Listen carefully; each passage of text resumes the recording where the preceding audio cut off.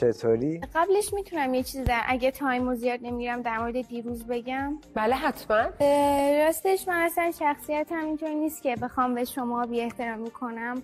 اگه یه حرف بدی گفته باشم معذرت میخوام ازتون. اینو به خاطر امتیازا نمیگم، این واقعا احساساتمو دارم میگم و شخصیتی ندارم که اصلا شاید نمیتونم جمله های گلمبه سلمبه بگم. تا یه ماه پیش اگه به من میگفتن که قرار مهناز افشار رو از نزدیک ببینیم میگفتم یخ بابا. یخ بابا.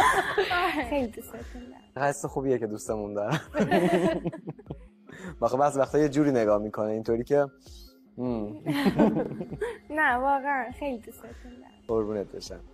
تو واقعا دختر خیلی صاف و ساده ای هستی. یعنی وقتایی که کانسپت نداریم میای میگی آقا من ندارم. مثلا اینجوریه که نمیدونم وکیل تازه واردم. قشنگ صادق ترین آدمی که میتونم بگم. و این خیلی جالبه توی شخصیت تو.